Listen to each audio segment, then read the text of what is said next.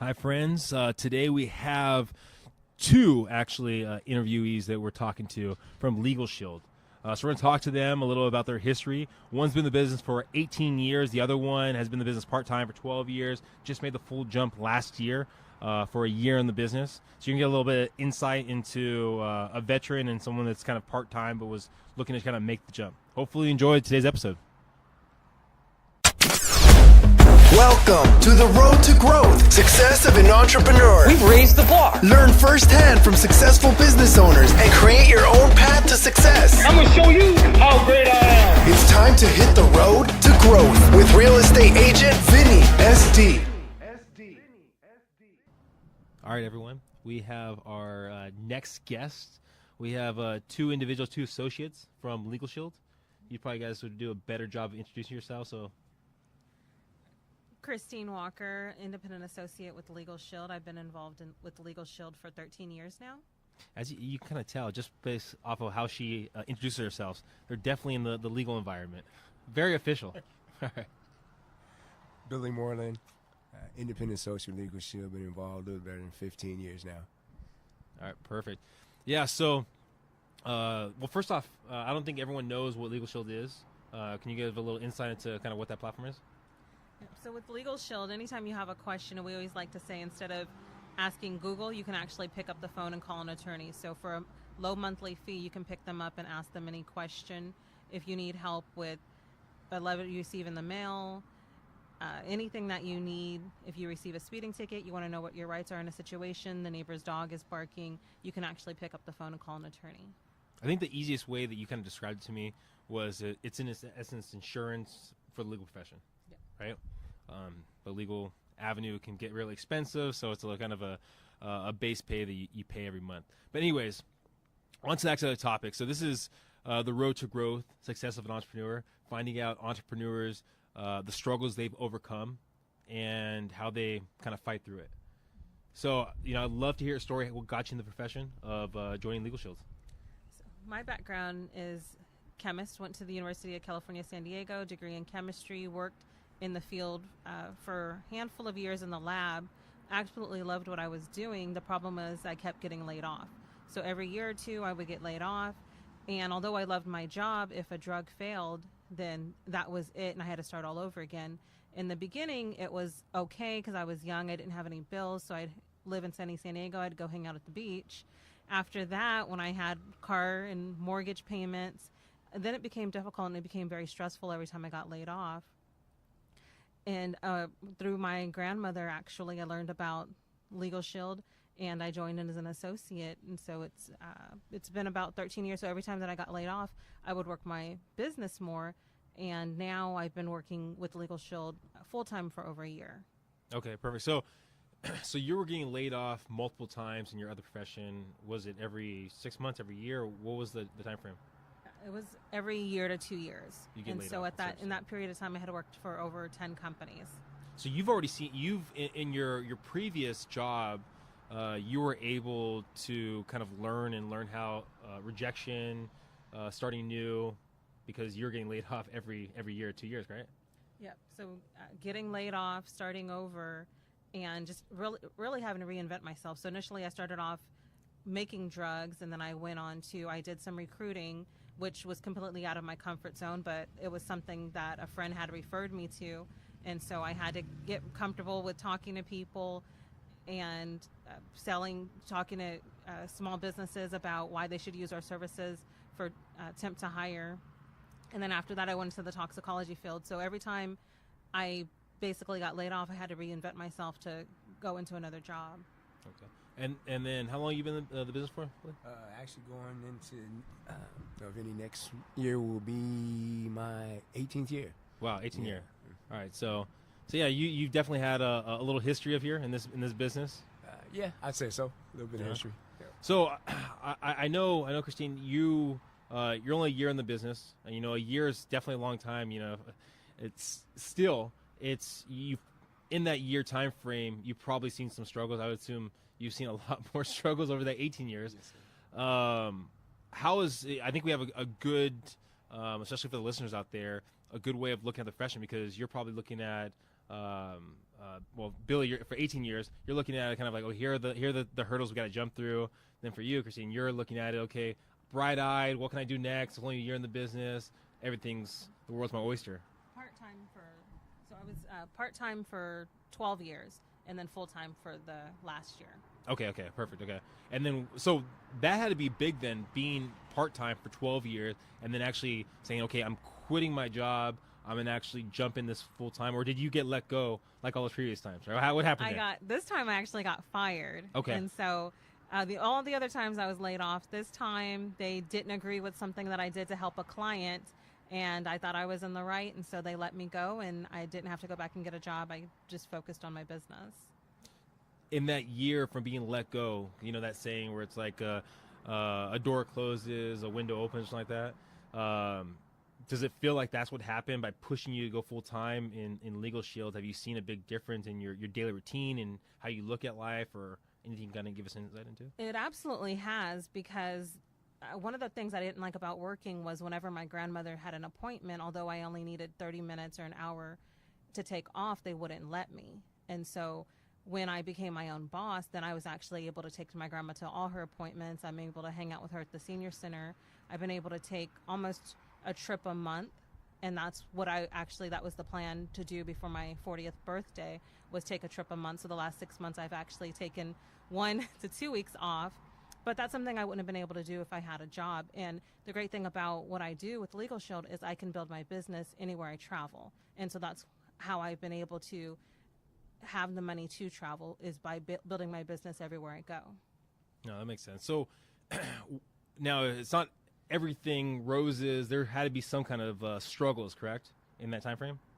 Yeah. Besides taking off 2 weeks every month, because that sounds pretty nice. I think a lot of people like to get fired and take 2 weeks off every month. Oh yeah, there's definitely a struggle, because sometimes the amount of money I needed to travel wasn't enough, or I had already committed myself to a trip, and then I had to basically come up with the money by selling more, setting higher goals. I had to come up with the money to actually fund the trip. And so there was at times where it was actually stressful before a trip, during a trip, after the trip. So it was worth it, but yeah, there was definitely some ups and downs. Now, I know in the real estate profession, I coach a lot of my clients, where we talk about when you're taking a trip, it almost seems like you get more business right for the trip. And so, me personally, I don't know if I could do 2 weeks every month, but I have seen it, and I've seen some of my clients where you plan the trip out maybe 2 months in advance, 3 months in advance, and you actually start building that business because you're fighting now. You're saying, okay, I'm taking these weeks off, or 2 weeks off, 3 weeks off, and I need to push that extra phone call, talk to the extra person to get that business. Do you see that by taking the 2 weeks off, or was that just? No, the same. Yep. So I definitely would work harder, because I knew at times when I went on a cruise, I knew I wasn't going to have reception. And so I actually had to do double, triple the work that I normally would do. And then sometimes I had to just answer the phone while I was on vacation if I had reception, so that I could close another sale. Now, you being gone for, again, 2 weeks out of the month, do you end up picking up a lot of the slack, Billy, or how does that work out? Well, we're actually not financially tied to one another. Okay. And so in business, you can choose a workout partner, and that's what we call each other. Okay. And so I'll do some things that she's had left here in San Diego while she's gone. Yeah. If she's had some business going on there. But I don't find myself picking up the slack. I'll work harder so when she comes back, I can go on vacation. So, now, interesting. So, you've been in the business 18 years. Yes. Okay. So, Christine's been in it for 12 years part-time and then 1 year full-time. And she's taking 2 weeks off every month. So, if you've been in the business for 18 years, I'm guessing you take off, 3 weeks every month? No, it doesn't work like that. While there are some that do that, I'm not one. Okay, fair enough. Well, so has there been a time for either of you guys where maybe you go, I don't know if this is the right profession for me. Do I need to do something different? Have there ever been that kind of doubt in your head? Yeah. For me, there has, because coming from a chemist background and everything that I basically had to go through to graduate and to have my degree, part of me in those 12 years had always thought, okay, I'm going to do Legal Shield, but I'm always going to go back to my profession, because I absolutely loved what I was doing. And so it's been a hard transition. And over the years, I actually would work Legal Shield 6 months. Then I would go back to my profession, work it again for a couple months when I got laid off, and then go back into chemistry. And the last year, basically I haven't, and I've stuck to it simply because of the time freedom, just the time freedom of being able to create my own schedule. That makes sense. What about yourself, Billy? Let's see. I say no. Okay. There's been never a time where you, it could be just a moment where you're just like, moments, yes. Okay, yes, moments. Yes, Okay, yes. okay. I have some moments, and then I get over them. How do you overcome those moments, or what happened in those moments? Through the personal development with the company, we like to say it's a business company, a personal development company with a legal plan attached.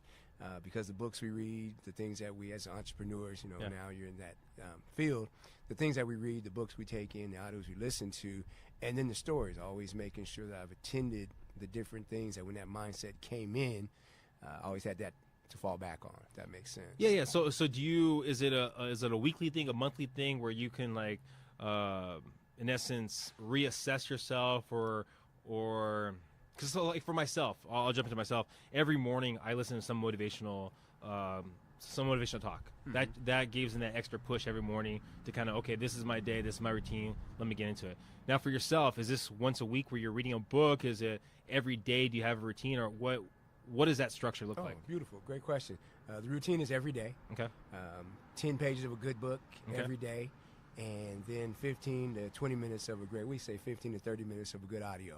Okay. And so pre-selected, I was very fortunate to get into an organization led by Mr. Self and Mr. Kevin Mack, where it taught early on to read a lot and to listen to the audios daily, so that when these times came, like you're speaking of, when they came about, you'd be able to handle them, be able to deal with them in a state where today is today, tomorrow's going to be better. No, that's definitely positive out there. That's a positive way to look at things. And so I think having that routine, like you're talking about, where you said it's 10 minutes of reading and then 15 minutes 10 pages of a good book. 10 pages of a good book and then 15 15 minutes pages. of audio every day. Yeah, no, I think having that routine is huge for people. And I think at least from what I see, is a struggle that most people have when they switch from having a job to a career is the accountability of having some sort of routine, right? Because you're your own boss now. Like you're saying, Christine, you give yourself, you plan for it every month. You get 2 weeks off, right? For some people, it's like, okay, I work when I want to work, and I don't want to work with you. I'm not going to plan it out. When I had my job, it was like 9 to 5 or whatever it might be, and I have to be accountable to that person. For you, you're accountable to yourself, because if you don't make that money, you're not going to have that trip. You're not going to be able to take care of your mom. Mm-hmm. So your own accountability is something more internal, than those other people when they switch the career. If you were able to talk, I guess maybe either for both of you guys, because I know part-time, for yourself, Billy, a long time. If you're able to talk to yourself 18 years ago or 12 years ago, before you guys started in this profession, what kind of advice, what kind of feedback would you give that person? What I actually did was, because there was many of times where I wanted to just focus on Legal Shield and not go back to a job, but just times got tough. So I needed money. The money wasn't coming in fast enough. There was times where I wouldn't get up in the morning. And so if I don't go out and work and meet new people, then I have no business coming in. And so there were times where it's hard. And a lot of those times is when I actually did run back to having a job. And so what I did, I got let go November 3rd of 2017. And I wrote a message to myself that I play just every so often when I'm thinking about going and get a job. And it basically said, it's worth it. It's worth every sacrifice that you have to make. It's worth conquering self. And so the days when I don't want to get up, I just use different tools. There's Mel Robbins 54321, where you just count down and you just get up and do it, or Nike slogan, just do it. And so I use any tool that I have, from reading or from listening to audio. Some days I don't have to use a tool to get up in the morning, but some days I have to try to use all of them just to get up and to get motivated. And that message just said, basically, it's worth it. So whenever you're having doubt, whenever you're feeling like running back to a job, just know that what you're building right now is worth it. There was Steve Harvey, I think. I heard one of his motivational things, and he was talking about it. It was just a piece that he was doing in between his TV show that he was doing. And he was talking about, you just got to jump. Mm-hmm. You got to jump. Your parachute's not going to open up off off the back, but you just got to jump. And then over time, it's going to open up. And that's kind of like the idea of you got to have faith in yourself. What about yourself, Billy? What would you give feedback or advice to your past self? To be more coachable in the beginning, to be more coachable. I thought I was listening, but Mayor wasn't listening. I thought I was doing exactly what they told me to do, but I probably wasn't. Yeah. And so to be more teachable, we all can be taught, and to be more accepting of the coach. So to the brand new person, I would say, listen to your mentors and do exactly what they say. Over time, you'll memorize it, internalize it, but you got to personalize it over time. Initially, just memorize, internalize, and do what they say, because you have better success. Well, it's funny you're saying that. I forgot who I was talking to about this the other day, where so they also have a mentor in their profession, and the mentor was telling them, all right, so he asking a question. Well, what if we did like this? He goes, let me tell you this. He goes, do it like I'm telling you to do it, and over time, if you get success in another way, come back and tell me. Mm-hmm. But right now, I've had success in this way right here, and let's just do it this way. Yes. But if you feel at a time that you start getting success, I'm always learning new things, and so I would love to hear that. But right now, let's do it this way. There you So I was like, oh, wow, that's a powerful way of just saying it, because it shows that you're not bigger than anyone else. You're just, this is the way that you've learned and taught and has success for. Yeah. So no, I definitely know what you mean. And also too, talking about the idea of coachability. I know when I first got into this profession, mindset was something that I kind of laughed at. I was like, I can go through the systems, I can do the stuff, and things will work out. And over the last couple of years, I've learned that mindset, vision board, something that I thought was just outrageous, was something that we would never do, is now something that me and my team, we do. We sit down, we do the vision board, we kind of assess what where we're looking to be and growth and so on and so forth. So definitely coachability, I think, is a huge thing, I think, for most people in this. What about for people that are trying to get into your profession? What kind of feedback would you give them? Insight would you give them? With what we do, basically what Billy had already mentioned is just coming into the profession, you just want to be coachable. It's a completely different mindset. It's different from having a job. It's different from other traditional businesses. With a traditional business, if you own a Baskin-Robbins or something like that, you have to show up. You have to open the doors. You have to show up. You have to have employees. With what we do, it's different. And it's always good to be on a team, because that's going to that's actually going to help motivate you. Have accountability partners, and you can have multiple. You can have one that keeps you accountable for affirmations. You can have one that keeps you accountable for, are you hitting your goals? Are you doing enough activity? And so just partner up with, they say that you're the average of the 5 people that you hang out with, so just make sure that you're around good people that'll actually lift you up and encourage you. What about yourself, Billy? What's the question again? If someone was looking to get into the profession, maybe leadership, maybe someone was looking to switch careers and actually, instead of having a job, having a career, what kind of advice would you give them? Probably the same advice I just said a moment ago, Vinny, to be willing to be open. 97% of people were taught to go up and have a job. So here the mindset is different, and you've got to fight that job mentality. So kind of humble yourself. You may be a scholar. You may be the Michael Jordan of your job, but when you come to Legal Shield, it's a hybrid of both that legal plan and the opportunity. And it's so, like you were saying, so simple. And so a person will say, I can just do this. And so you just have to humble yourself. I just say, first thing, humble yourself, and be ready to just listen. And, there's no other nice way to say it. Just listen and do what you're told to the best of your ability. Use the skills you had on the job, the mindset you had on the job, the work ethic you had there. Bring it to Legal Shield, or bring it to whatever you decide to do, and you can have success. Perfect. And if someone's looking for Legal Shield, looking for the kind of an insurance, an umbrella of any kind of legal issues that might come about, how would they get in contact with either of you guys? Ladies first. Email would be the best. Email or phone number. Do I get to get my phone go number? for it. Email or phone number. My email is science, SCIENCE, C as in cat, K as in kite, @gmail.com. because I'm a scientist. I paid for that degree. And so I want to keep that email. So scienceck@gmail.com. And my phone number is 619-992-8810. 619-992-8810. And what do we believe? For myself, I would say just give me a call. I'm approachable and friendly. My number is 619-366-9796. Perfect. Well, thank you guys for coming out. It was a pleasure to get to know you guys a little bit better. Sorry about that. We all stumble a little bit, but I made it through it at the end. All right. So thanks again, guys, and it was a pleasure.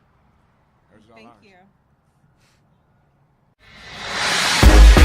Thank you for listening to The Road to Growth, Success of an Entrepreneur. Please like, subscribe, and stay connected. Visit www.vinnySD.com. Yeah, I created a website. Hope to see you again next week. Team Vinny SD, signing off.